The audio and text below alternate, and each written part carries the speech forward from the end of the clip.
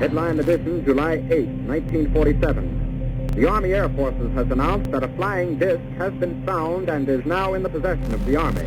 However, there have been a certain percentage of this volume of reports that have been made by credible observers of relatively incredible things. 2, 1, 0, all engine running. Liftoff. We have a liftoff. 32 minutes past the hour. Liftoff on Apollo 11. Tower clear. Here we go.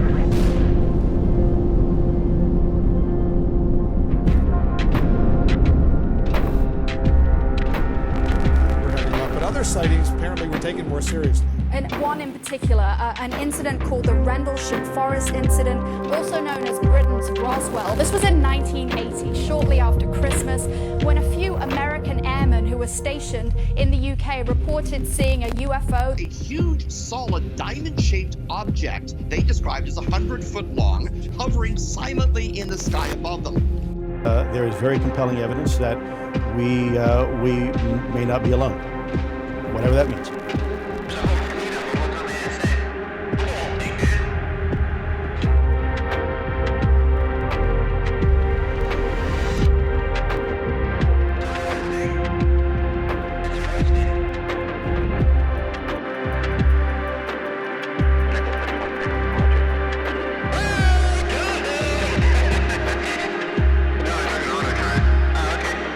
American public and global public finally understands UFOs are real. This is a technology that is so far beyond anything that we have. Reportedly appear to exhibit unusual flight characteristics, appear to demonstrate advanced technology. Arrow is the culmination of decades of DoD, intelligence community, and congressionally directed efforts to successfully resolve UAP encountered first and foremost by U.S. military. What is up, everyone? Welcome back to another interview here on Disclosure Team.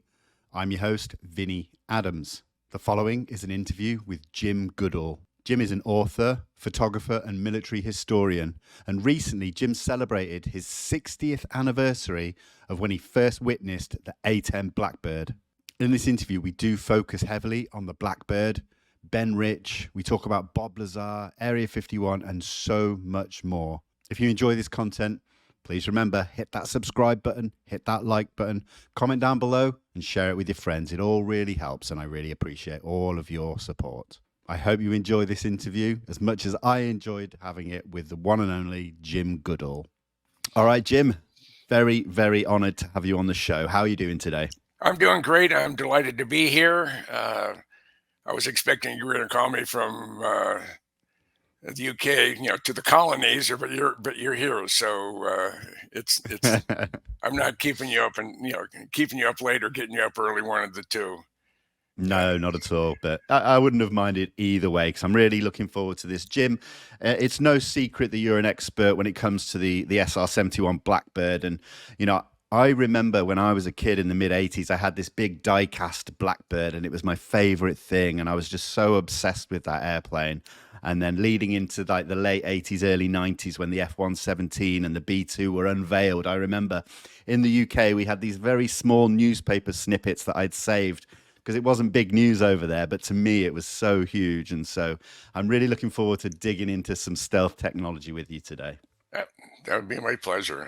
That's sort of been my focus, both in the air and under the ocean. So fantastic. Well, let's jump right back. And if you don't mind, just tell us how you got into kind of aviation in general, and just tell us your story, Jim. It's fascinating.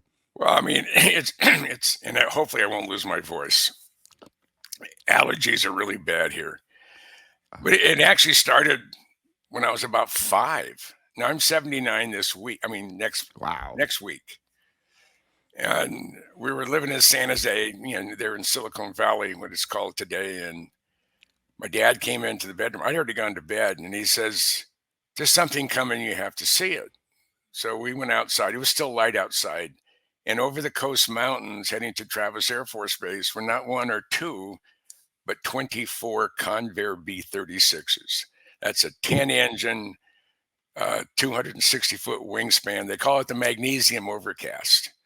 And it had been in at Andersen Air Base in Guam as a show of power to both the Soviet Union and the Chinese.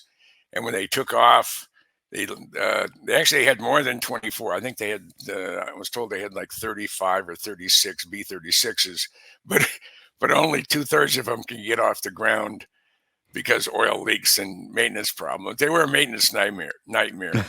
I mean, 6 of the engines had 28 cylinders each.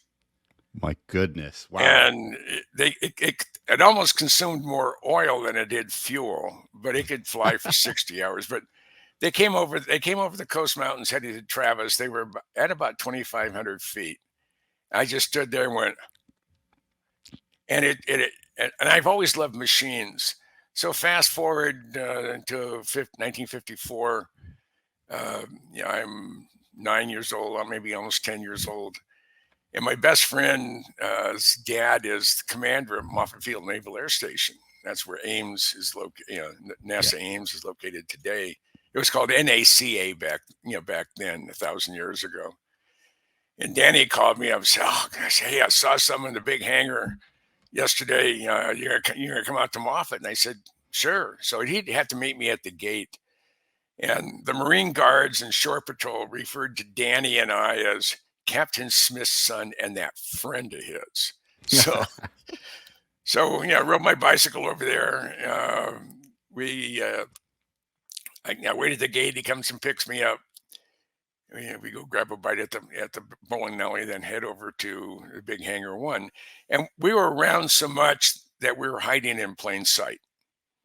Then everybody knew who we were, pretty much. And we didn't ride out on taxiways. We didn't go out on the runway. But in the hangars, we'd just ride our bike right down the middle, and everybody would sort of, "Oh, it's the kids. Don't worry about it." And at the very far end, there was an area that had big black curtains, and it just said "Keep out. No use of deadly force authorized." And I know now, today, 70 years later, that more than likely I know it was still classified secret. I don't know. It may have been top secret, but I think it was just classified secret at the time. And it had been at the NASA big wind tunnel complex there in Mountain View, there at Moffett Field. So we rode our bikes up there, and Danny said, "Come on, we got to show you." So he opens the curtain, and there's the prototype XF-104 Starfighter. They called it the missile with the man in it. The world really hadn't seen it yet. And we're wandering around. There's no guard. I mean, things were different back in the day. Yeah. So Danny says, he triple dog dared me to get in the cockpit. So I did. And the cockpit opens to the side. I climb up. I get in. We close it, latch the canopy, which was a mistake. And I'm in there about 2 minutes. And I started getting a little bit nervous because then I realized that, I'm on an ejection seat. And as a 9 or 10-year-old kid, I didn't realize you don't put a live ejection seat in a wind tunnel when you're testing the airplane. So it was disarmed or inert.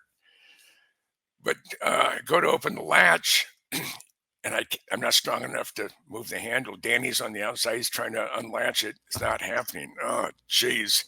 So he left. He had to get some Navy maintenance guys who called Lockheed, who called Shore Patrol. And 70 years later, my butt still hurts from the chew out we got. It was really something else.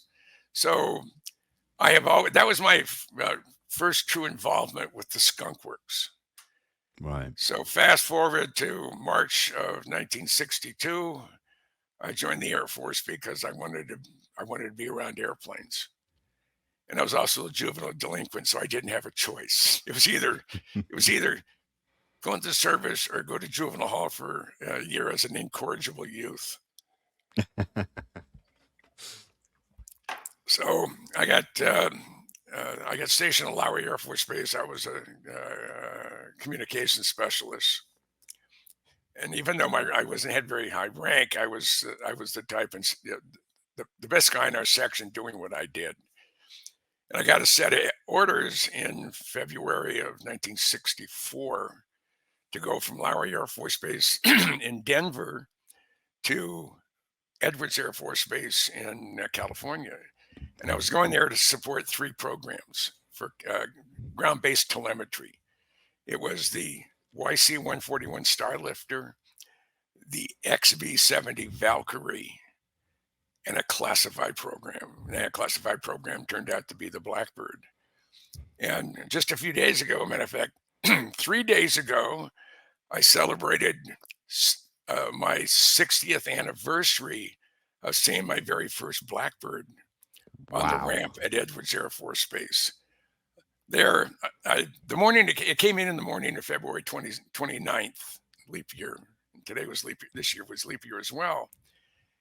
And the billeting for us, we were 8 miles from the flight line. And time I got up, because when the 2 Blackbirds came in from Area 51, it was Bill Park and Jim Eastham brought them in.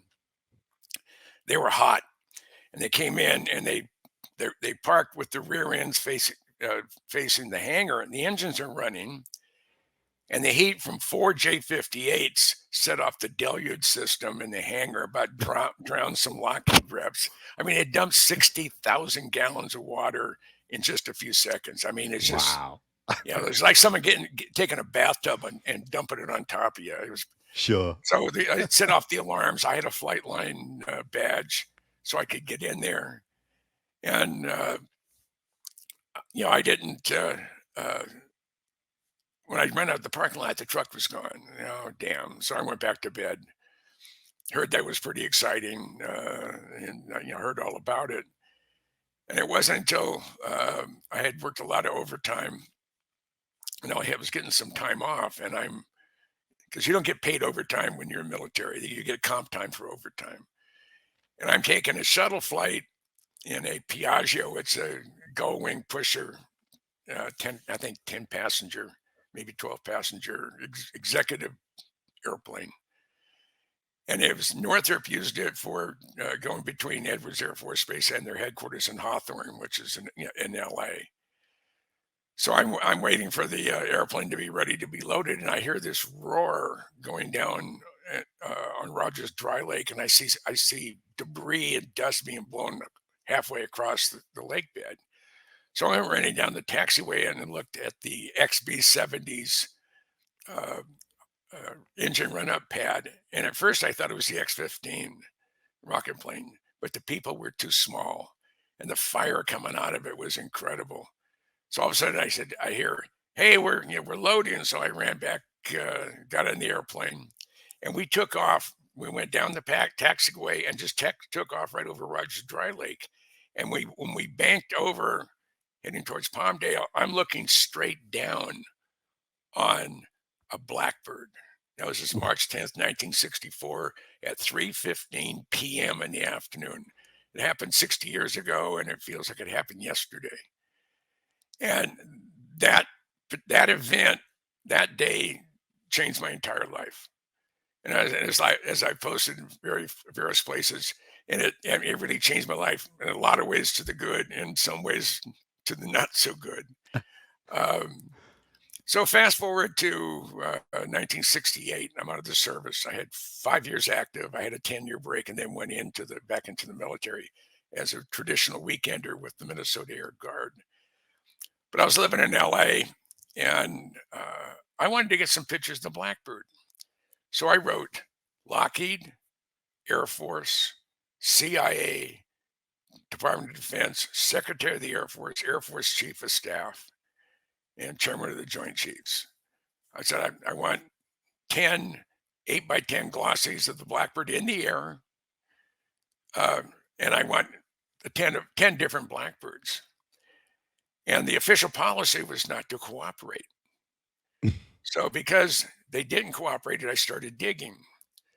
And the more I dug, the more I found out. The more I found out, the deeper I dug. And over the course of 60 years, and this is a quote from Ben Rich, who replaced Kelly Johnson of the Skunk Works, said, from a historical point of view, no one knows more about the development of the Blackbird than me. And they have, there's 8, it's actually 9, but there's officially 8 different manned Blackbirds. And I've been in the cockpit of all 8 of them. Wow. The A-12, I was actually in the A-12B, which is the one on the USS Intrepid. I've been in the cockpit of the TA-12, the trainer, the titanium goose. I've been in the cockpit of the MD-21 at the Museum of Flight, and I helped restore the cockpit on that. I've been in the cockpit of the YF-12. I've been in the SR-71A, B, C, and Big Tail. And I told Ben Rich that, and he said, you know, there's probably not 5 people in the world that can say that, because the thing was so compartmentalized. If you worked on the A-12, you know, that was the, you know, the gold. I mean, the gold standard. You probably could have been in a YF-12, or even could have been in the cockpit of a SR. But if you just worked on the SR program, you didn't know anything about the A-12 program. Sure. And the A-12 was the ox cart, was it? Correct. And that's you can't see it. Well, there's my finger over here. But if you the one behind me, the book behind me, I sent that to Elon Musk when his last little boy was born, and he named him A-12. And the state of California said you can't do that. So he just goes A-X11 or II. So sure, he got around that. So I sent him my book as a congratulations, you're a dad with a son. How wonderful is that? And as I sent a priority mail, and I had called a buddy of mine at Aviation Week, and I said, hey, I need to know how to get something to Elon. I need to get it directed to his primary point of contact. So I got that name, sent it off, and I'm tracking it. And apparently when Elon was coming into the office, they had just received the package, you know, to his office area, and they were taking it out of the envelope. And this is from his assistant who called me. Right. He said, Elon said, is that for me? And Jen says, yes. And he takes it and he opens it up. And she said, he put it to his chest and walked into his office, and it sits on his desk, not on his credenza, not in his bookshelf. And he told his assistant, says, call Mr. Goodall and thank him for the book and invite him for a tour of SpaceX. Oh, and I did that wow. Last year in 23. Yeah, it was in 23. And I invited my very dear friend, Michael Schratt, who I've known for 25 years, and another friend of mine who is a Disney artist, Joel Christopher Payne. And it was just, it was an incredible adventure. I've been in production facilities, and I've been at Douglas when they were building airplanes in California, and I've been at the Lockheed facility in Georgia and in Fort Worth. I've been at all the maintenance facilities. Most of them are closed now. So I'm familiar with it. There are no opaque walls in SpaceX. They're all either Lexan or glass. And on one side is engineering and administrative stuff. And in the middle of the building is an open area that is a 5-star buffet. You have a cold line and a hot line, and everything. There's no cost. You know, it's no profit in it. It's whatever it costs. SpaceX is what they're going to get charged, and you can come and go as you please, as long as the work gets done. They don't. There isn't any. Well, you got to be here 8 to 5. No, people were coming and going throughout the entire. I think we were in there for 2.5, 3 hours. Right. And it's just and on the right-hand side is admin, and there is a wall there, but then the rest on the other side of the buffet is the production facility. I mean, they're building Falcon 9s, they're building Dragon capsules. They were building the big enclosures for Starlink. And when you're walking in from security, you're going through a fairly long passageway. And I looked up, and it was a Starlink, and Starlink is about 4 feet wide, about 8 feet tall, and about 6 inches thick, and it has a solar array that's about 30 feet long. And looking up there, and that guy's been launching hundreds, if not thousands, of these things for the last couple of years. And then when you walk into the facility, and you just go, wow. A lot of people could learn a lot of things about Elon Musk. If NASA had their Starship, the first one, take off, crash, and burn, there would have been an investigation that went on for 2 or 3 years. They probably wouldn't have launched the second one yet. Elon one goes up and crashes, 18 days later, hey, there's another one going up. Says if you don't crash and break something, you're not learning, you're not opening the envelope. So this Thursday is supposed to be the Starship Super Heavy Lift supposed to take off, and that should be exciting. And every time he flies, I have been doing this forever. And to see a company like SpaceX making engines for their Falcon 9 and for the super heavyweight, it would take Aerojet, probably 2 years to build an F1 engine for the Saturn V. And they started building one a quarter. Elon's pumping out 2 or 3 a day. And it's just, how in the heck did they do that? So I've been blessed with a lot of really fun friends. But so I was out of the Air Force 10 years, and I decided I was an aviation photographer and a model builder, and I wanted to get access to military bases. And the best way to do that is have a government ID that allows you to have access to the base. So I joined the Air Guard, and they needed a historian, and that's what I wanted to do. So for 16 of my 21 years with the Minnesota Guard, I was a historian.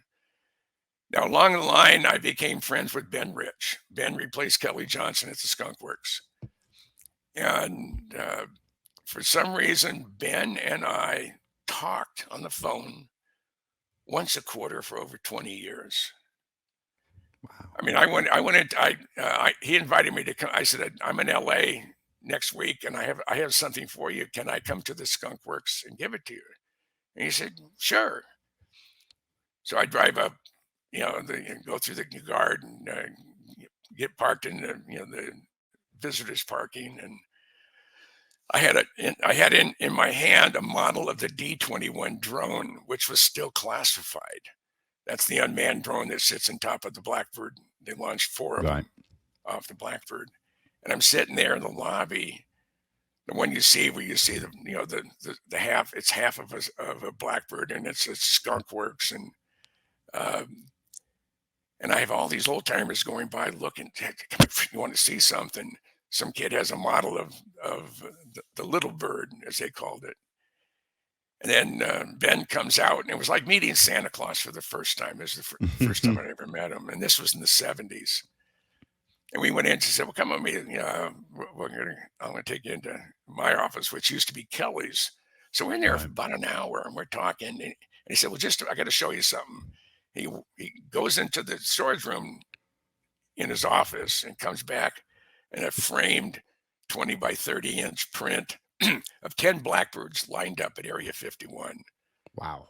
There were 7 A-12s, 8 A-12s, and 2 YF-12s. The YF-12s at the far end. And this is Ben said, this is to show you that we built more than 3. and then I've been asking for photos and nothing coming. About a week later, I get a package from the Central Intelligence Agency. So we're going through our files, and we found some photos that we thought maybe you would be interested in. And they were the A-12 and a couple A-12 shots, a couple MD-21 shots. They did the same thing to my friend John Andrews from Testers. So that was sort of the beginning of really pushing to get information on the airplane. So over the course of 50 years, that's what it took me to do my Blackbird book. That's up in my no, this shoulder, the one up in the corner. And even Lockheed guys who knew the program inside and out, they said I had stuff in there they'd never seen. And same with my 75 years of the Lockheed Skunk Works book. And then I did the B2, the other side, over here. And it's just one thing led to another. And because of my passion for the Blackbird, and that was just 1974, I think it was, I got a call from a guy named John Andrews from the tester company. And he said that Dave Menard, who was a docent at Air Force Museum and a longtime friend of John Andrews and an old retired grumpy old master sergeant, John said, I asked him, who should I call so I can get information on the Blackbird? He said, Jim Goodall. So that was the beginning of a 20-plus year friendship where John and I talked almost every day. He was like my big brother. And because of him, I met John Lear. They had been friends for a long, long time. And he said, well, next time you're out here, we'll have to go to Vegas, and I'll introduce you to my dear friend, John Lear. So I was friends of Lear for over 40 years until he passed away back in 21, I think it was, March of 21. No, it's 22, March of 22. 22, yeah, I think. And because of my friendship with John Lear, I met Bob Lazar. And the way that happened, I've been snooping on the government for as long as I can remember, and I know where I stand security wise, and I'm not easily bullied. I'll get into that one a little bit later. But in November of 1988, the Air Force announced the existence of two stealth programs, the F-117 and the B-2. The F-117, I think, was on the 11th of November, and the B-2 was on the 22nd, or vice versa. So early, the first week of January of '89, I called up John Lear and I said, hey, I'm coming to Vegas. I'm going to go see if I can find me an F-117, because there was only one terrible picture. It was shot with a telephoto. It was backlit, so it was compressed. You could see all the facets on it, but it was just a garbage photo, but it was better than no photo. Sure. So I landed McCarran. I grab a car. I go to John's house, pick him up. We're heading up to Tonopah. We're going up US 95. And we're about 3/4 the way to Tonopah from Vegas. It's 200 miles. And just north of Scotty's Junction on US 95, we're about 15 miles north, an F-117 went flying right over us about 1,500 feet at about a 45-degree angle to the road.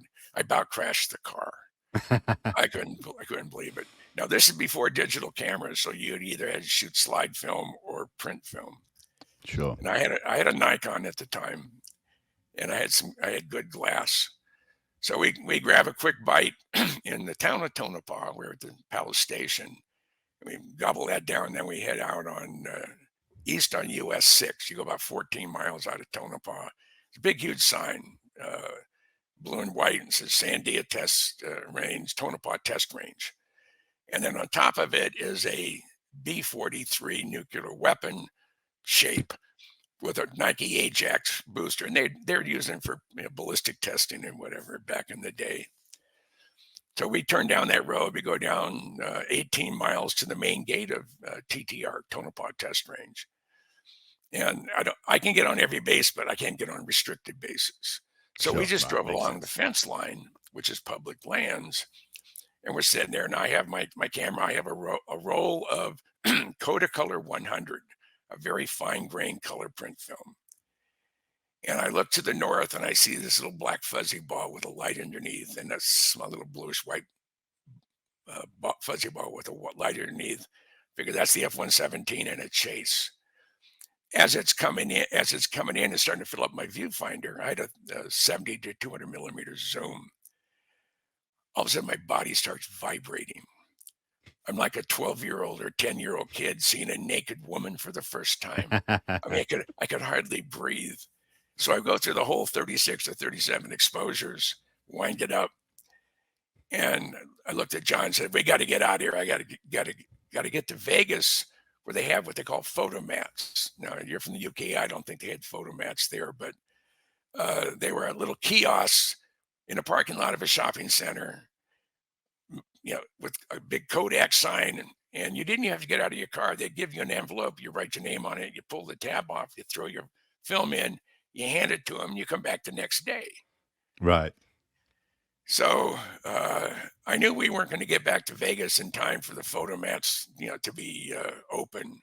So which means I have to wait another 2 days to see if I have any shots that are good, because I was vibrating so hard. I mean, all I was seeing was a fuzzy F-117. So we jump back in the car and we head east on US 6. We get to Warm Springs, which is the north terminus of Nevada Highway 375. They call it today the extraterrestrial highway.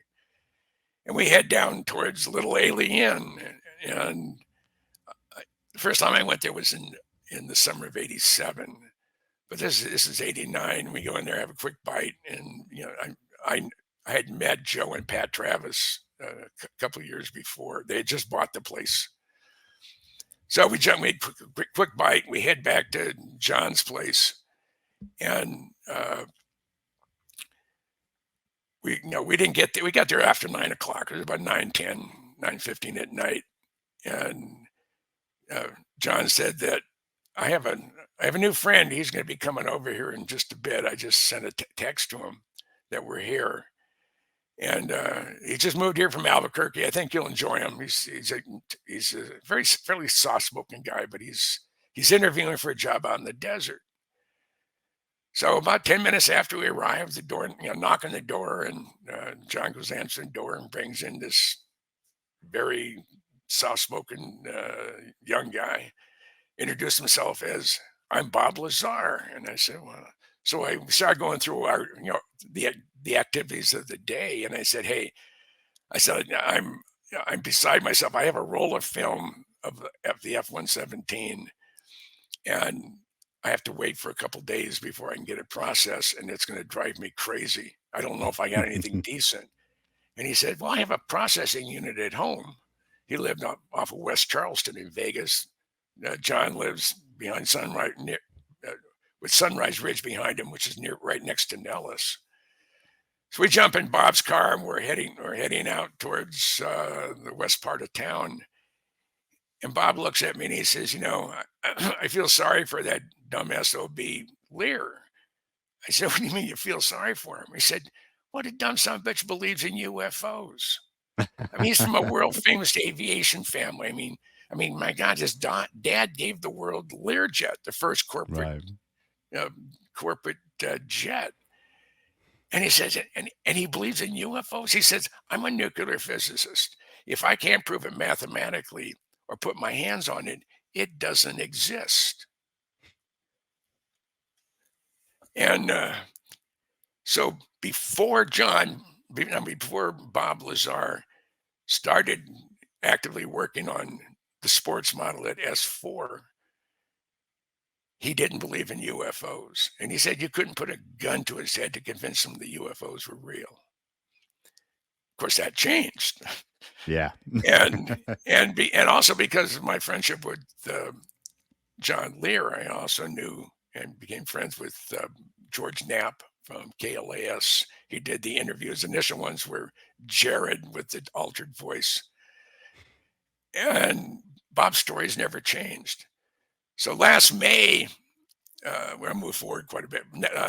Last May, I spent 2 days with Bob at his place up in Oregon. I said, "Do you remember what you told me when the first day I met about if you believed in UFOs or not. And he said, yeah. I said, I told you I didn't believe him. Bob has a photographic memory, by the way. Right. And I said, you said you didn't believe in UFOs. And he said, absolutely. That was a correct statement. So I said, oh, good. I'm not full of it. I did hear what I thought I heard. So, one thing that has led to another, and I just absolutely, I've been to the fence line at Area 51 and Tonopah Test Range over 80 different occasions over the last 40 years. Starting in the late 80s through the 80s and the 90s. Post 9/11, things started to get a little bit testy, but I had an opportunity. This was in June of '96. I'm with John Lear, and it's at night. We're at the fence line at Tonopah Test Range because we heard that there's a lot of activity there, and sure enough, there were all sorts of activity. It's 11 o'clock at night. We have night vision goggles on. We're sitting on our lawn chairs because you don't want to sit on the ground because scorpions can crawl up your pant legs and whatever. So you wrap your cuff with duct tape. And we're sitting there and we see 3 armored personnel carriers coming towards us, one from the south, one from the west, one from the east. Lights are off. And we have Generation 1 night vision. So I stand up and yell real loud, hey, we're good guys. We're taxpayers. And all of a sudden, boom, we have floodlights on us. I have 3 little red dots in my chest. John has 3 little red dots in his chest. For all I know, they were pointers and not necessary. Oh, okay. But we had little dots on our chest. And there's a vehicle coming down the public land side, stopped behind John's pickup truck. And on his dash, he had an Area 51 visitor's pass that we made up. and this guy comes there and he has his hand on his gun, on his Beretta. He said, you're in a restricted area and I'm ordering you to leave. And I said, sir, I don't know who you are, but I'm on public lands and I don't need your permission to be here. I said, you're on a restricted area and I'm ordering you to leave. And I said, I pulled out my aeronautical map that I had in my back pocket, opened it up, and I said, according to this map produced by our government, it gives the longitude and latitude of the restricted area. And if you look at the fence post down near where my buddy is sitting, there's a USGS medallion, U.S. Coast and Geodetic Survey, giving the exact position of longitude and latitude to the second. I'm on public lands and I can be here for 15 consecutive days without asking anybody's permission. And you can see his jaws just tighten up. So I want to see some ID. And I said, well, who are you? Well, I'm Captain whatever from ASI, which is Advanced Security Inc. I said, you're a rent-a-cop. You don't have jurisdiction on this side of the fence. And you could just see the veins popping out of his head and his neck. Right. And he's just having just a terrible time. He says, I've been deputized by the state of Nevada, Esmeralda, Lincoln, and Nye County to uphold the laws of the federal government and the state of Nevada. I said, well, good for you. I said, well, I tell you what, you show me yours, I'll show you mine. So he hands me his ASI badge. And I said, sir, that's not a valid form of ID. I need something issued by the state or federal government. And he very begrudgingly pulls out his Nevada driver's license. And I didn't have my glasses on. So I said, sort of ignored him. I said, okay, I'll show you mine. So I was living in Minnesota at the time. I pulled out my Minnesota license. Lear hands his license. He's like this. I hand it to this guy. Hands it to a guy on the south side of the fence who goes to the primary, probably where the supervisor is, armored personnel carrier. Now, we still have the floodlights on us. We still have the little red dots bouncing around on our chest and whatever. I hear a light go on. I'm going to use a little bit of profanity because this is a quote what the ship's leader said. Turns the light on. I hear, oh shit, it's Goodall and Lear. The lights went off, the red dots went away, and they just dispersed. And wow. I've had that response multiple times over the decades when I've been encountered by the police or military or whatever. Yeah. So I've been sort of a pain in the butt to a lot of people, but Lockheed thinks I do a great job of promoting their products, so they like me. That's great. Hey guys, just interrupting this interview quickly to let you know about the Anomalous Research and Exploration Forum. It is a 2-day virtual conference put on by myself at Disclosure Team towards the end of April. If you head on over to the website, the link is in the description. You will have a look at all of the speakers and guests for the event, including Danny Sheehan, Avi Loeb, Beatrice Villarreal, Graham Rendell, Chris Sharp, Carl the Crusher, and more. Go and check it out. I really, really appreciate all the support. It's going to be an excellent weekend, and I hope to see you there. Jim, something I wanted to ask you about. You mentioned Ben Rich, and you're having these conversations regularly with him. And I think anyone that knows the name Ben Rich when they associate it with UFOs, is that quote that he gave, which was along the lines of, we have the technology to take ET home. What do you think he meant by that? Well, we have flying saucer capability. We have UFO technology. Now, he said that at UCLA. He was a keynote speaker for aeronautical grad class and a big gathering. And he'd already retired from the Skunk Works. He retired right after the last bomb was dropped on Baghdad with his F-117s, which he was very proud of that airplane. That was his baby,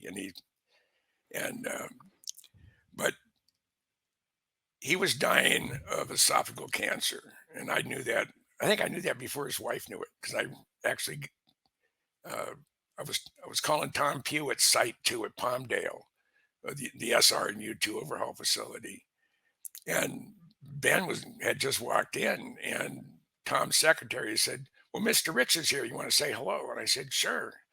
So he got on and he said, that he had just left the doctors and he has stage 4 esophageal cancer. Yeah. So that wasn't a good sign, but that was because of the solvents used on stealth coatings. Is what a buddy of mine who worked on one of the first guys on the program, and he said everybody he knows has had cancerous polyps in their intestines, and have because the stuff was so nasty. He said, you just get a whiff of it. If you can sense you smelled it, you've been damaged. That's how toxic that stuff is. Gosh. But I knew Ben was in the hospital. He was at USC Medical Center, and I called him up, and we were talking, and he said, "Jim," and we talked for about 45 minutes, and I could tell he was running out of steam. He said, "Jim, we have things out in the desert that's 50 years beyond what you can comprehend." Now, he wasn't referring to Area 51, and he knows I can comprehend a hell of a lot. And he said, if you've seen movies like Star Trek or Star Wars, we've been there, done that, or decided it wasn't worth the effort. I said, "Ben, you want to expand upon that?" He said, "Nope." And the SB had the nerve to die on me about 10 days later, early January of 97, I think it was, or 96. And I'm just blessed by my 20-year friendship with him.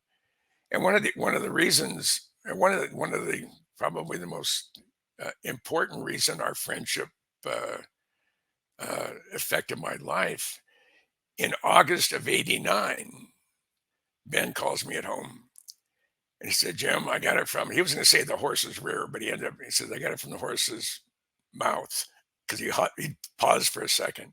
He said, "The Blackbirds aren't going to make it through Congress. And if anybody could scrounge one, it's you."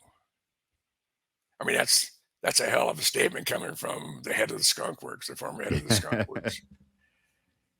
So I said, I'll start on it. As soon as I hang up the phone, I'm heading over to the guard base to get on Autobahn. This is before cell phones, so early cell phone coverage. But he said, so I call up the adjutant general of the New York Air Guard, and I called the secretary and I said, "This is Sergeant Goodall with the 133rd. I was the Minnesota Air Guard airlift wing in Minneapolis." I said, "Is General Weaver available?" "Yes, sir, Sergeant. We put you through." And General Weaver gets on the phone and he said, "Sarge, what can I do for you?" I said, "General, I got a proposition." He said, "What's that?" And I said, "How would the New York Air Guard like to move the world's fastest airplane in a couple of your C-5s?" He was dead silent for a few seconds. He said, "You mean the Blackbird?" I said, "Yes, sir."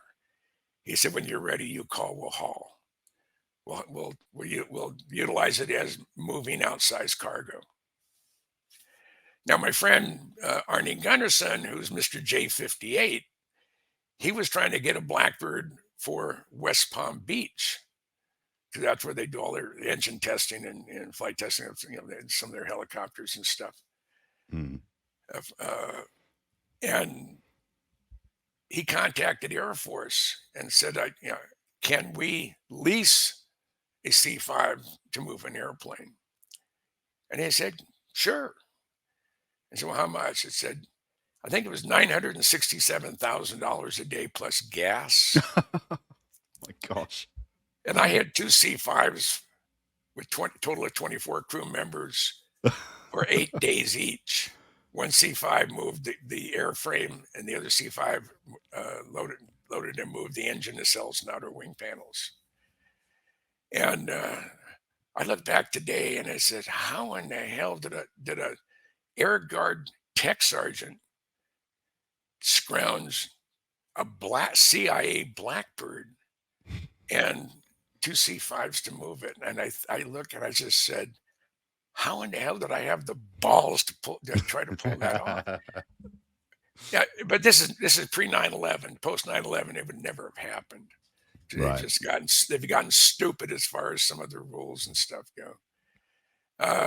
So because of that, we on October 10th of 91, we I had in our C-130, it was 18 of us. 13 of us. We ended up flying into Palmdale, unloaded about 18,000 pounds of equipment, and we were going to tow the number 8 A-12 from being parked out by the abandoned regional air terminal over to where the new Skunk Works is today. It's at Site 10. So I ride over there with the guy in the tug. His name was Mike. And he said, who in the hell are you guys? I said, what do you mean? They said, we got the word from the president of the Skunk Works to treat you guys like royalty. I said, well, my friend is Ben Rich. I said, well, that figures. That's why it is what it is. So as we told it over there, it took us 2.5 days to take the airplane apart.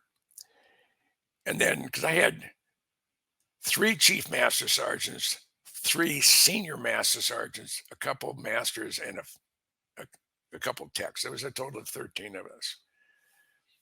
And the amount of information they had on how to how to work on blockade airplanes. They'd been working on C-130s forever. That was a Skunk Works design as well. So we cut the airplane apart. We headed back, and then they said we'll schedule the C-5s to come in at the end of October.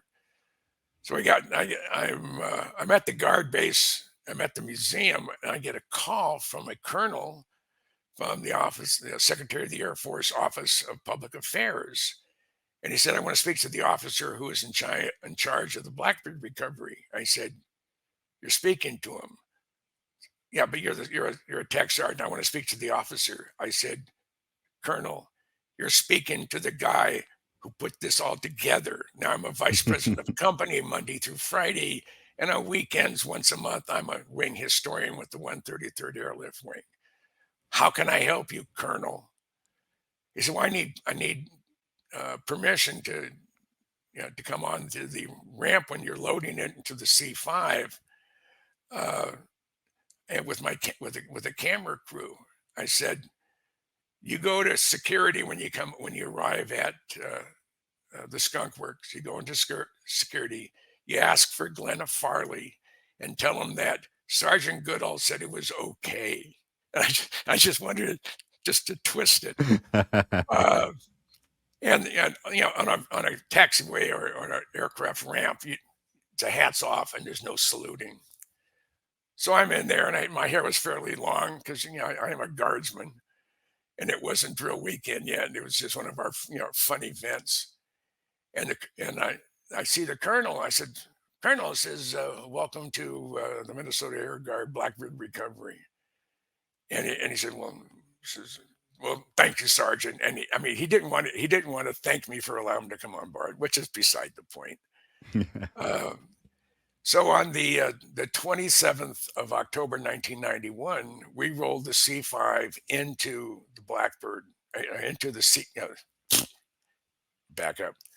We loaded our Blackbird into the New York Air Guard C-5, and we had 1.5 inches of clearance on the floor rails. I had measured 5 different C-5s, height, minimum width, and floor rails and inside the fuselage. So I knew if for some reason this thing was 2 inches too short, you could put a come along or block and tackle in between the landing gear and torque them in.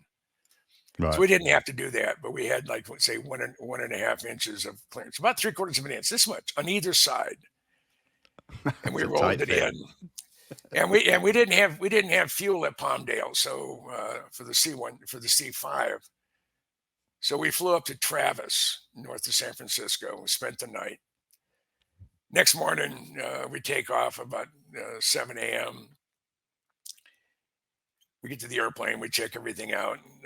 They fueled us, and then we took off. And we're about 45 minutes out of Travis, and the Chief Master Sergeant, who's the load master, is getting ready to head down to check the load. And I said, hey, Chief, can I go with you? I said, normally the answer would be no, but since this is your project, sure. So it came down, and I climbed up in the landing gear, up on the chines, walked to the cockpit. I had a wheel chock in there to keep it open. That thing was heavy, and the counterbalance was out of nitrogen. And I opened the thing up, and I had a 5-gallon bucket already in there with a cushion. And I put the wheel chock on the floorboard in the cockpit. I get in the cockpit, I close the canopy, and I'm in there for about 45 minutes going zoom, zoom. I'm just looking around. I said, how am I doing this? This is incredible. So I get a wrap on the bottom of the fuselage, and I open the canopy. It said, we're loading. He said, we got to go upstairs. I'm going to, because you can't be down here by yourself. I said, okay. So we went back upstairs. Now we're just beginning our descent into Minneapolis. And the chief comes back, because I'm on the front end of the C-5. And after the wing box, there's room for 75 passengers. Right. But I'm up with the crew. And he said, the boss said you could be in the cockpit when we land. So I'm already, I didn't hear him correctly. I'm already in the front of the C-5. He said, oh, no, downstairs. So I go back and get into the cockpit, and we land in Minneapolis. And I was in the cockpit as it rolled out of the C-5. Oh, wow. Next day, I called Ben Rich. I said, Ben, I think I have a Blackbird record that no one can touch. And he said, what's that? I said, I'm the only person in the universe or the planet to have been in the cockpit of a Blackbird at 33,000 feet at Mach 0.72 inside another airplane. And I landed it too. And he started laughing. He said it was laughing so hard. He said, I almost wet my pants. So he said, I should issue you a Mach 3 minus card. He never did, but his heart was in the right place. So that's my record of doing something that no one else has done or can do. And because of all my passions with spooky airplanes, Area 51, I've met some of the most fun guys in the industry. I mean, topping it off with Bob Lazar, and then my friend John Andrews and George Knapp, and I guess I have Ben Rich, and I've interviewed most of the guys who flew the original A-12s. I've interviewed almost everyone who's crashed one, and it's just been fun. Now I had one of the Dayton Hudson Corporation, which was a excuse me, is the parent company of Target, and they and they're all over the they're like a virus. They're everywhere, and I forget where I was going with that. Oh damn! No worries. It's like it'll come back. Yeah, That's fine. When you're 79 years old, there's so much stuff in there, and I have things. It's like squirrel cages, and they're zinging along all the time. Well, Jim, why don't you tell me about how you kind of I mean, obviously you'd met Lazar and Lear, and they were kind of almost in the UFO world, let's say, but you're embedded in it now. You're appearing in documentaries. Like, how did you really kind of get fully involved in this subject of UFOs? Purely by accident. Michael Schratt's been a friend of mine for 25 years. I didn't meet him for the first time until I think it was 2013, 2014. He was actually he got a contract job here in the town I live in, just so he could maybe track me down and we could meet face to face. And today he's like my kid. I just think the world of him, and no one does what Michael Schratt does, and no one does it better than Michael. He's wonderful. And he said, he was in the Southeast Asia this last couple of weeks, and he called me from Bangkok, and he said he'd tell me what he was up to, and he said, says there's only two people on this planet do what we do, and it's you and I. No one does, going out there and focuses with not a passion, obsession of gathering information on Area 51 spooky airplanes and stuff. So it's just one thing have led to another. I have,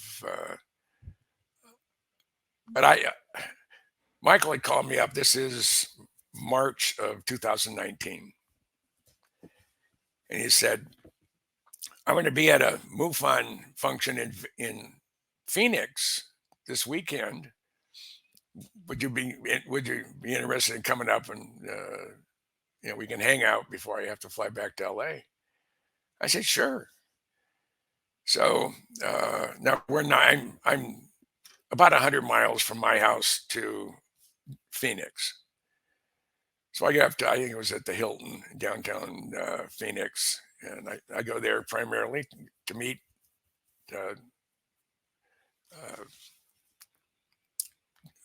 Michael, and I have the 1,000 things that are going through my head right now. So I go in there, and it was the premiere showing of Lazar by Jeremy Corbell.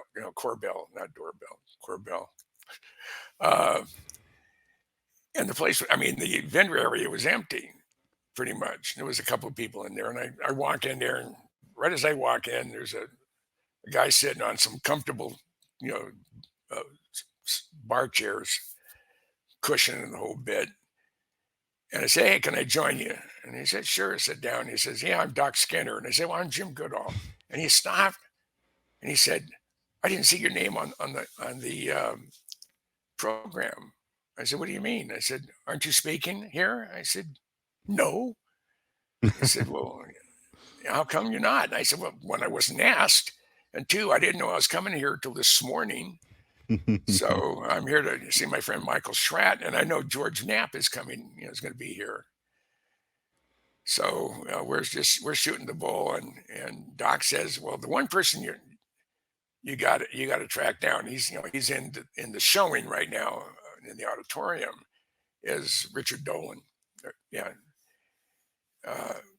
And so you know, the thing was over, the whole place gets filled up with people going through all the vendors, and I go to Richard's table, and there's about 10 or 15 guys, people around him, and talking to him and getting his autograph. And I reached through the crowd with my card. I think I sent a copy of it to you. It's my You did, Blackbird yeah. on it. Yeah. Excuse me. Allergies.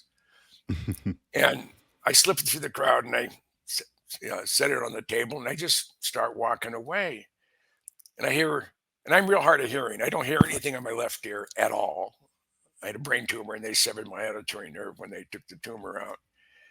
And I have minimal hearing on my right ear because I've been around airplanes so much. And I hear, Jim. Well, it's nobody I know. I just kept on going. Jim Goodall. Well, there's 5 of us named Jim or James Goodall. My grandfather, my father, me, my son, and my grandson. But more than likely, I was the person he was referring to. So I stopped. He said, I didn't see you on the program. I said, well, I didn't know I was going to be here. I was told the same thing. And we chatted. And I had about 6 or 7 people interview me there because they just, oh my God, I get Jim Goodall. Now, who the hell am I? I'm just a guy. I'm really a hardware guy, and I'm a spooky airplane guy.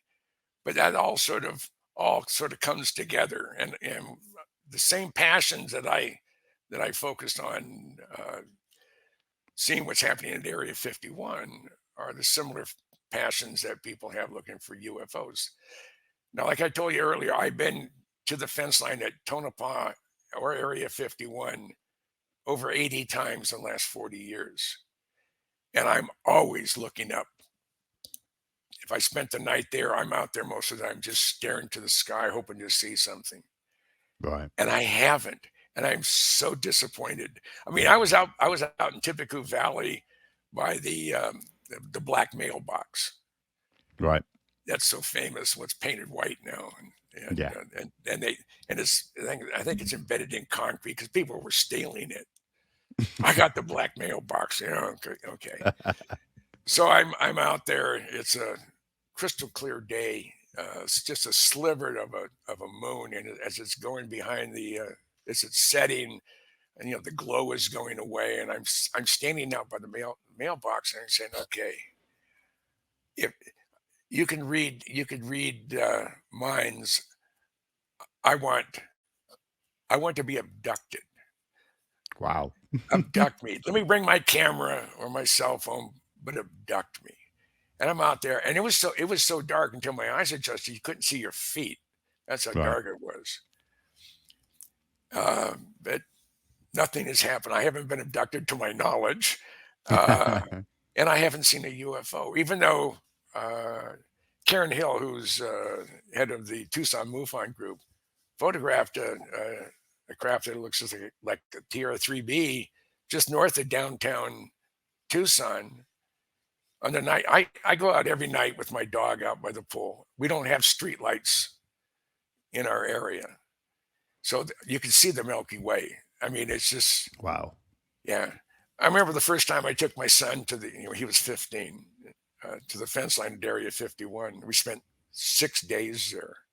We saw airplanes that I recognized, but I didn't see any flying saucers or UAPs or whatever. And my son's reading a book at night, no light. He's reading it with starlight. And he said, Dad, I got a question. I said, earlier today, when I looked up, there wasn't a cloud in the sky. And now at night, there's this big, huge cloud that's just going across the sky. And it's this. I said, James, that's not a cloud. That's the Milky Way. And if you live anywhere where there's a lot of light pollution, you may maybe make it out if it's dark in your neighborhood, but more than likely the city lights will obliterate what you can see. Yeah. And one of the reasons at Kit Peak National Observatories, which are about 50 miles due west of downtown Tucson, is the largest collection of optical telescopes in the world. There's 22 optical telescopes at Kit Peak. Everything from a 12-inch, 1 foot, to a 4 meter, 13 foot, and everything in between. And the 2.1 meter telescope, which was part of the tour at the time, was used by Caltech. They were using adaptive optics and remote viewing from Pasadena to look at the images coming from the 2.1 meter telescope. The adaptive optics, they used a UV laser. It shot it straight up. They had to make sure that there were no spy satellites going over at the time. They had to clear it all the time. There's not a lot of air traffic through there, and it's very still air. Our stars don't twinkle because there's almost no pollution and very little turbulence. So it makes a perfect place for telescopes. And just before, like I say, the laser goes up, there's an optical sensor that looks at it, and it has to be a real specific diameter at 18 miles. Right. And the formable mirror going in the spectrograph is adjusted 1,200 times a second based on the information coming back. So they said, we have the same resolution as Hubble. We can't stare at one location, for 90 days like they did. They found the darkest spot of the universe and put the camera on there and kept it on there for 90 days. And when they looked at the image, there were millions of galaxies that where the hell did they come from? So we were, say 2.1 was used for verifying what they call optical lensing, where gravitational forces of large objects will bend light. And that was actually proven and verified there at Kitt Peak. And because they were seeing a star and stars have very specific, like fingerprints. There's no two that are exactly the same. The chemical makeup are different. And they were getting two images. One was closer than the other around a known exoplanet. Right. And they realized that the two images were identical, but the gravity had split the images, and one was actually a little bit slower than the other one. So it proved the theory called optical lensing. But just before I left being a docent, everything was up and down. The visitor center was down the lower end. You had to go up here to go to the 2.1, you come back over to the 4 meter, then you go back up here to the McMath Pierce solar telescope. That thing goes back 500 feet into the ground to the primary area, and then back up 260 feet to the heliostat that puts it down into wherever they want to do inside the solar telescope.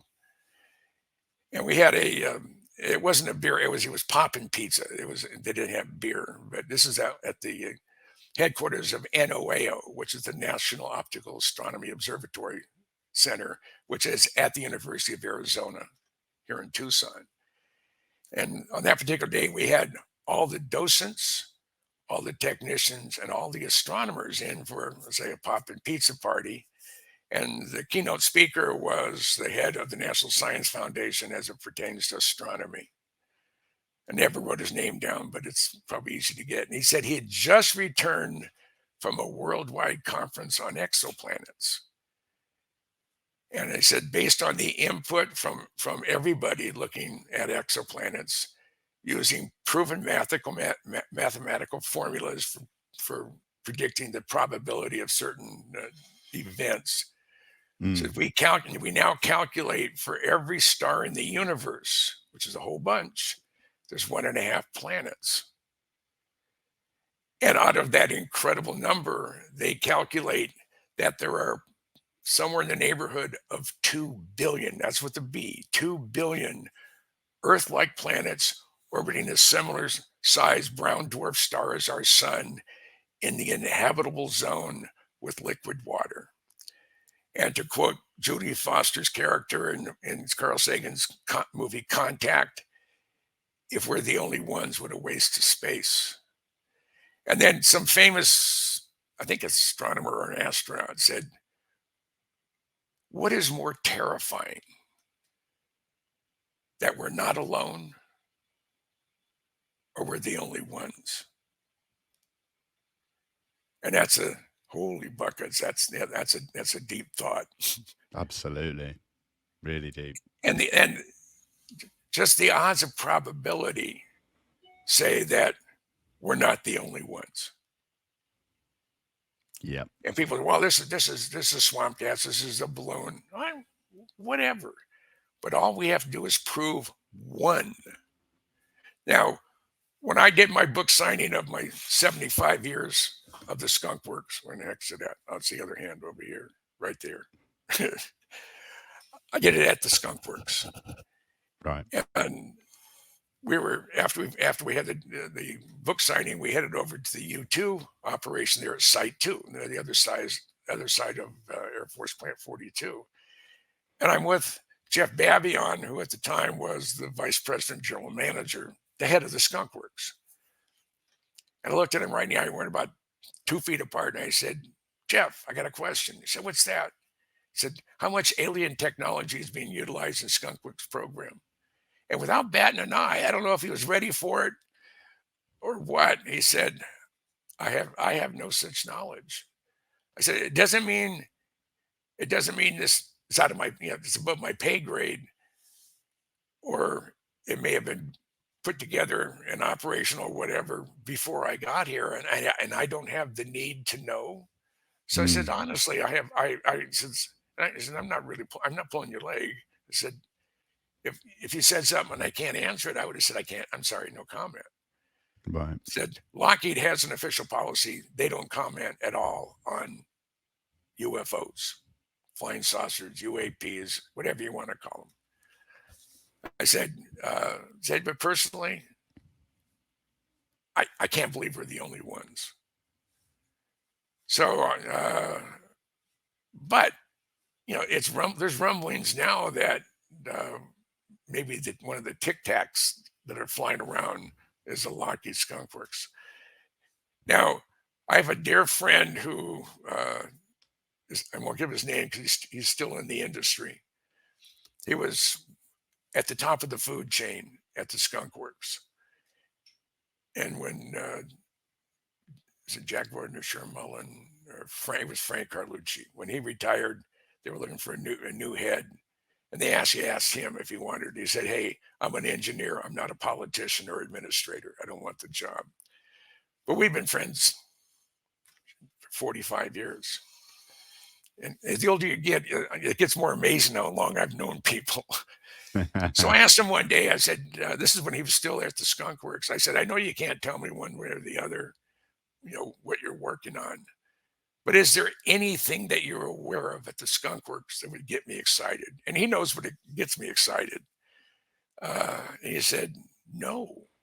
And this, of course, is a number of years ago.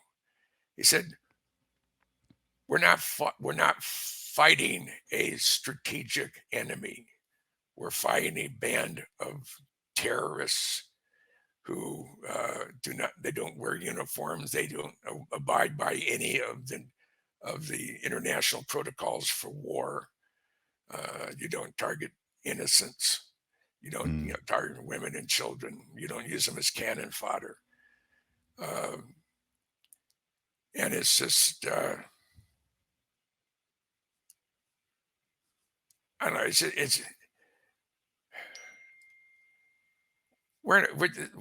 This world is in a strange place right now. I mean, I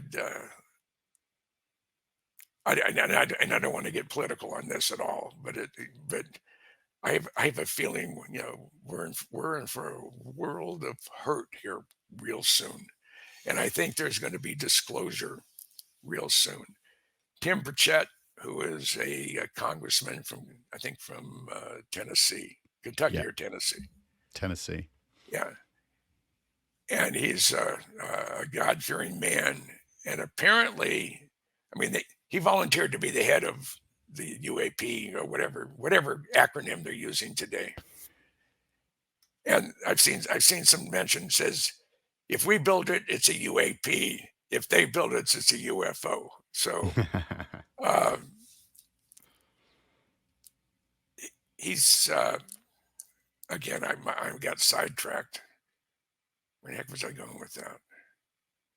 Oh, it's not important. But things are just. Oh, I know what I was saying. He said that some of the stuff I saw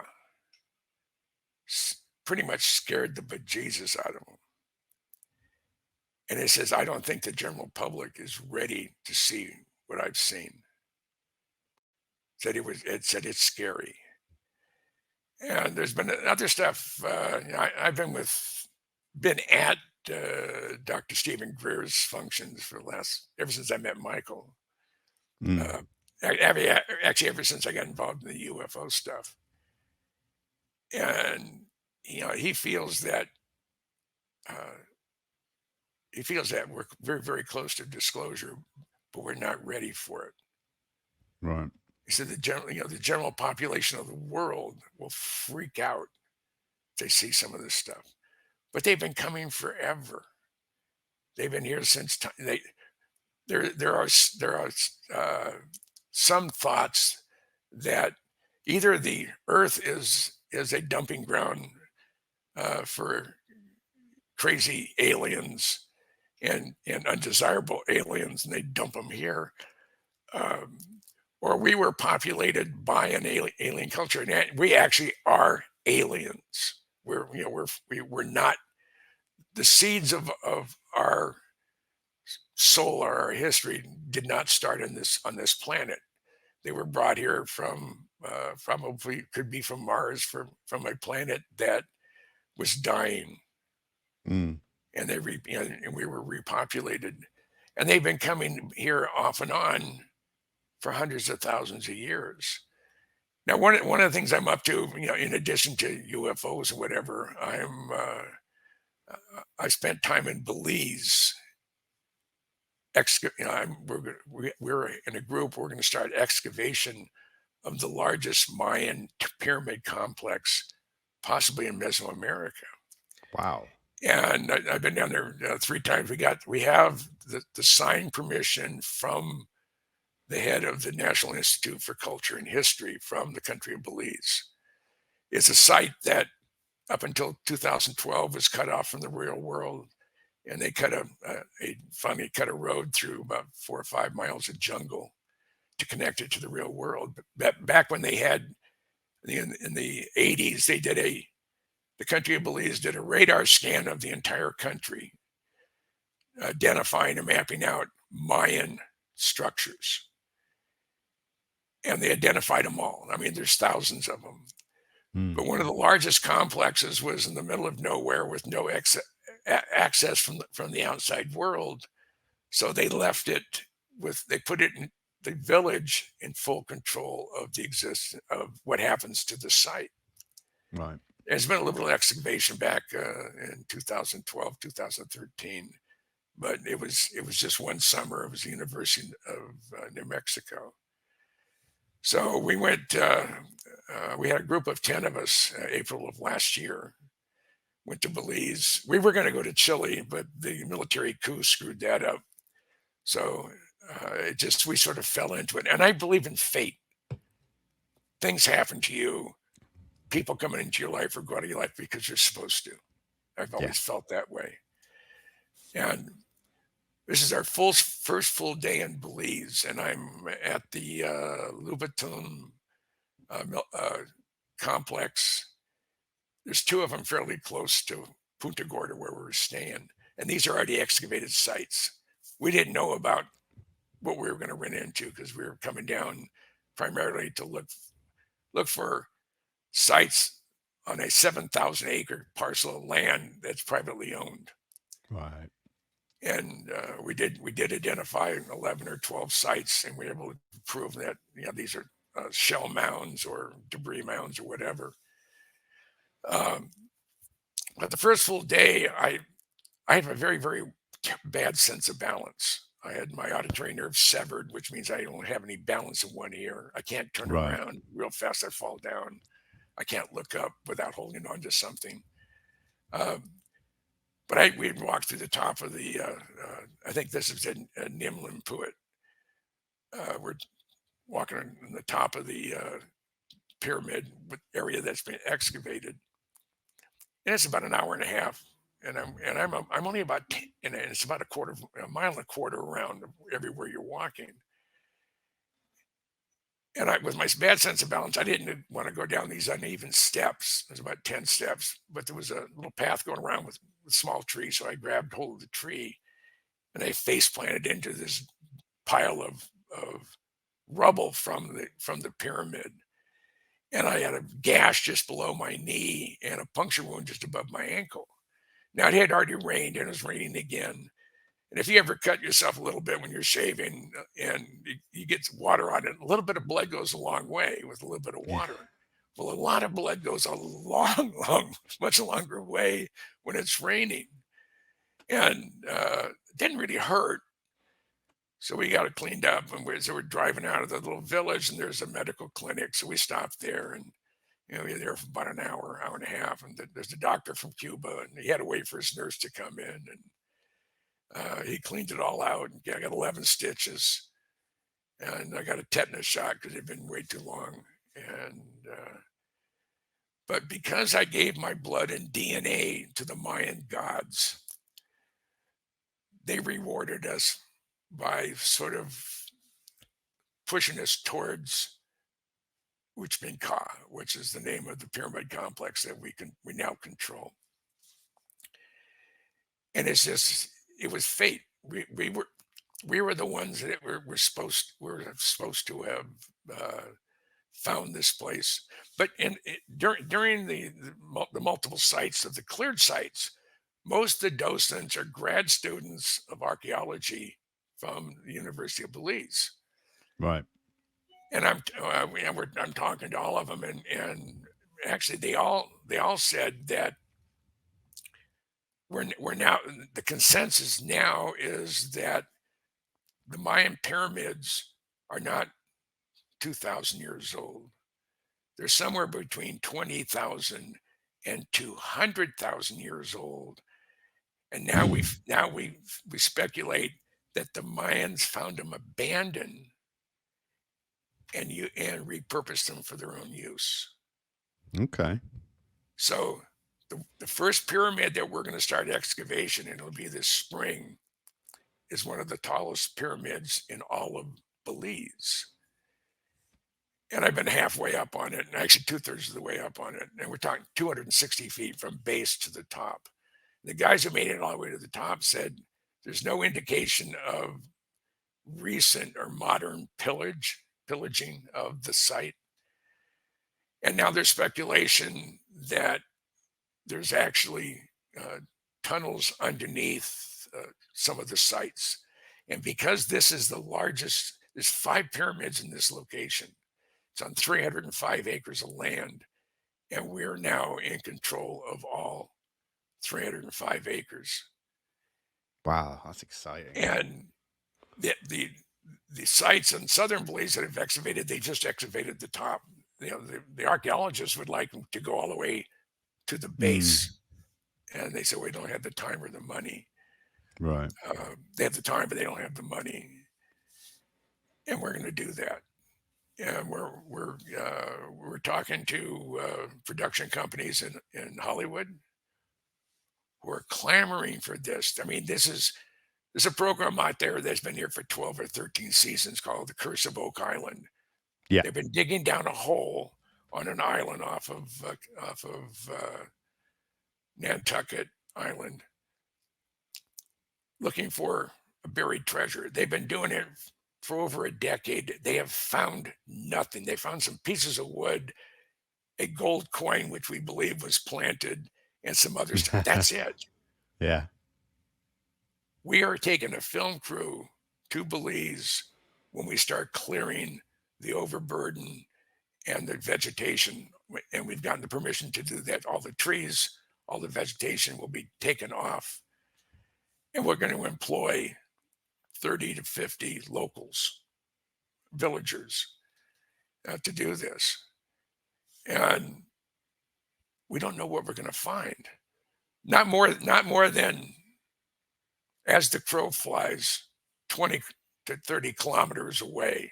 Since you're Britain, I'll use metric in England, don't you? Oh, we use everything. I mean, I use miles personally. Yeah.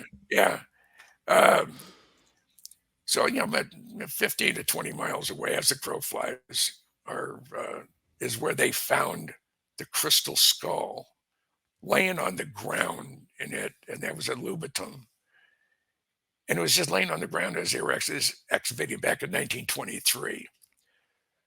So we don't know what we're going to find, but because Pyramid G, the first one we're going to start excavating, because it's separated from the other 4 pyramids in the complex, it was a very special place. It was either a special burial place, or it was the head of the leader or the head shaman or whomever. We won't know until we start clearing the site. But we're going to do a LiDAR scan once we get most of the stuff off. We're going to do a ground LiDAR, and we're going to do an aerial LiDAR. We have a company that wants to do it, and normally they charge $50,000, and just that they do it for free. Because this is an opportunity they didn't think they'd ever get. Sure. And so we're really excited about that, and the villagers are excited about it. Plus, they have a cave system there, and there's been less than maybe 30 people in the last 50 years or 100 years outside of villagers, locals, have actually seen or knew about the caves, and they found artifacts in there. So we want to build a museum. We want to bring fresh water to the village. We want to bring cell phone coverage. They have to walk all the way up. It's a dead zone. They have to walk all the way up about 3/4 of a mile up to where the it's a tiny little museum at the base of Pyramid A. It's right on the road, but he gets a fairly strong cell phone signal. And they have a few places have solar battery, and that's primarily to charge the kids' laptops and cell phones, and that's all it's used for. And we'd like to bring a little bit more of the 21st century into their 19th century living, and their subsistence farmers. So we want to make them self-sufficient. We've already to help things grow in the desert, in the jungle so fast, because it's so, the rainy season comes, and it's 87 degrees, and all of a sudden it's just pouring. It's still 87 degrees. Instead of being hot and sweaty, now you're just wet. 87 degrees. And I have a picture of me, sopping wet, sitting, leaning up against. You can see the parts of the pyramid behind me. And this is Pyramid G, and I have my hands out like that, saying, with a big grin on my face. This has been fun. This is what you do when you're pushing. I'm 78 right now, and the 27th, I turned 79.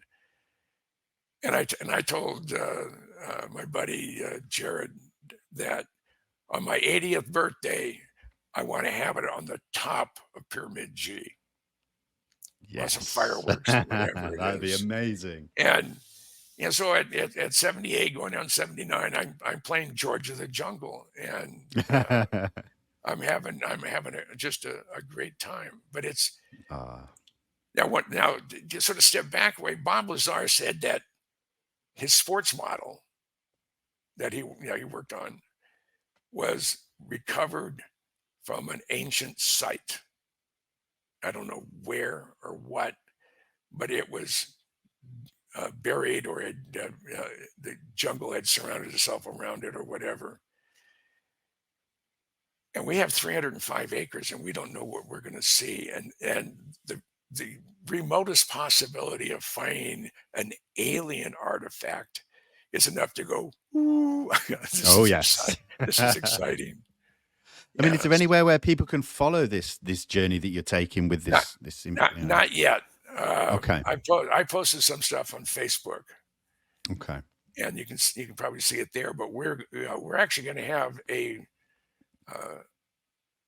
world famous videographer is going to be responsible for doing the filming. He's had 2 or 3 Oscar nominations over the last 30 some odd years. Wow. For cinematography. We have and we hope, and we're in the process of heading towards gathering up $10 million to do it right. But we're gonna do a season 1, 12 episodes of the excavation of the lost city of Uchbin-Ka. And it's just, I mean, it's something you can't even imagine. You can't, and then I look back at all the stuff that I've done, and I'm not anybody special. I've had some incredibly fun jobs. My last job before I retired, I was the curator at the Pacific Aviation Museum in Pearl Harbor, Hawaii, for 4 years. And before that, I was the restoration manager for the only de Havilland comet in the United States, and that's the X Mexicana XANAR. And I was responsible for that. Now that's what brought me to the UK for the first time back in May of 2002. Was the 50th anniversary of the Comet 1 going into commercial airline service. So we're there at Duxford to sell. We were at Hendon, Duxford. Oh, it's the one in the Midlands. I'm sure I could find it. Yeah. Yeah. I should remember it, but I have so much stuff in this head that sometimes, and people say, well, how come you can't remember that? And I said, well, I have an incredibly good memory. Things trigger memories going back to as early as when I was 18 months old. I can remember a few events and things when I was 3 and 4. But it takes something to trigger it. And the human being's memory starts at birth when they're born, and you have an empty 4-drawer filing cabinet, and your first memory goes in, boom, here. For every memory you have, you fill it up. And by the time you hit my age, it's like in Raiders of the Lost Ark, when you're going into this incredible warehouse that's miles long with billions of artifacts. Then I have to go down. I go down about 2 miles to the corner of exit 4-3, and I head down 2,000 feet, and then I go up to level 3 or level 6, and I finally find the filing cabinet that when I'm on the memory I'm trying to recall, and I pull it out. So sometimes it takes me a few minutes, sometimes it takes me a few days to find that filing cabinet. So the older you get more crap you have crabbing into your head, the harder it is to retrace some stuff. But I've been blessed with a very good memory. I mean, the stories you've told me today, it's just been absolutely fascinating to hear some of the adventures that you've been up to and the adventures that you're still yet to do with this Belize excavation. But Jim, I just want to thank you so much for joining me today. It's been an absolute honor and a pleasure. I have one more part, and I'm delighted to be on your program. Sure. Is because I'm very close to Bob Lazar. I've also become friends with Luigi, the guy who's putting together the new Lazar documentary. I interviewed him a couple of days ago. Yeah. And Luigi I'm on as a technical consultant. Okay. And because I'm gonna go spend 3 or 4 days with Bob this coming May up at his place. But Luigi has said that we're going to invite you to the premiere of the program, of the movie, and they're thinking he said he's trying to get the Sphere in Las Vegas to show it. Of course, Bob will be there. I'll be in the front. I'll be in the same row as Bob and George Knapp, and I don't think they're going to invite Corbell, but that's going to be exciting. And Bob has seen some of the stuff that Luigi's group has put together, and it blew him away. He could sound not believe amazing. It. So I asked Luigi, "Can I invite some friends?" He said, "Yeah, invite a couple." So I'm inviting Michael Schratt,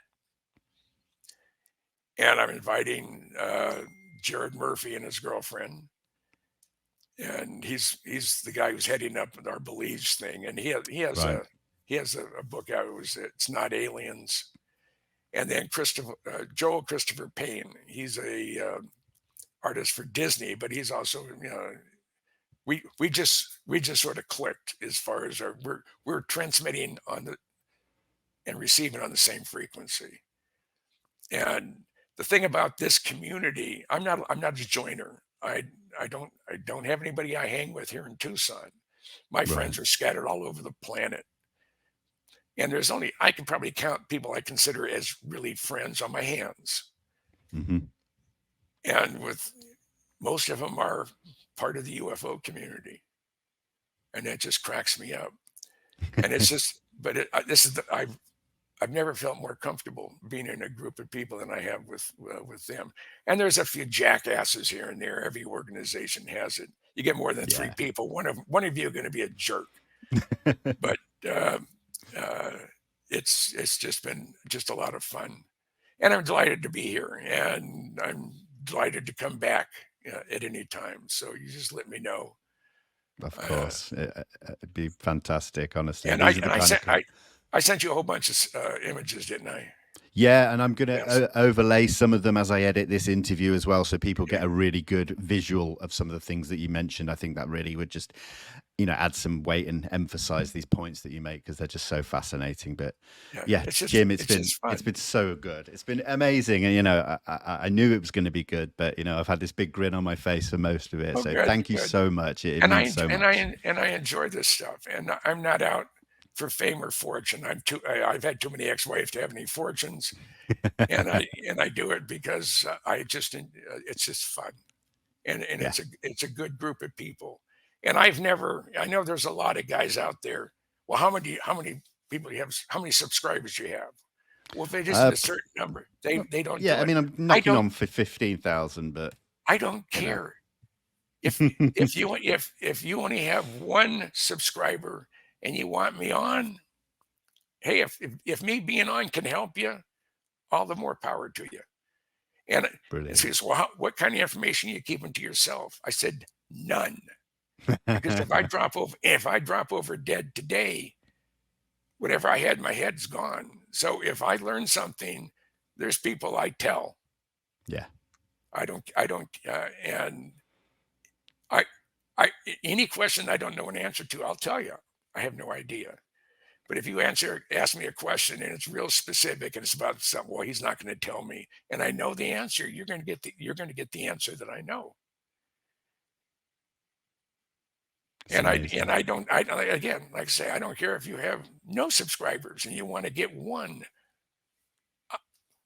Call me up. I'm real easy to get hold of. I don't have my own website, but I'm on Facebook. It's Jim Goodall. I think 71 is the tagline. So if any of you out there, any of your audience would like me to be on, track me down, and I'd be more than happy to. So it's amazing. Much appreciated, Jim. And you'll have to come back and, when you do more work in Belize, or after this Project Gravator with Luigi comes out, we can talk about that. It's fantastic. So that's gonna be a kick. Absolutely. I mean, there's 3 parts to the program. Yeah. And I've known about this for before the public knew about it, but I haven't talked about it. If Luigi posts something, then I'll repost it, but I won't post stuff independently, because I want him to be in full control of any dissemination of information. So. Yeah, wonderful. Well, Jim, thank you again once more. Really appreciate it. And to everyone watching as well, thank you so much for being here. I hope you enjoyed it as much as I did. And we will see you again soon. Take care.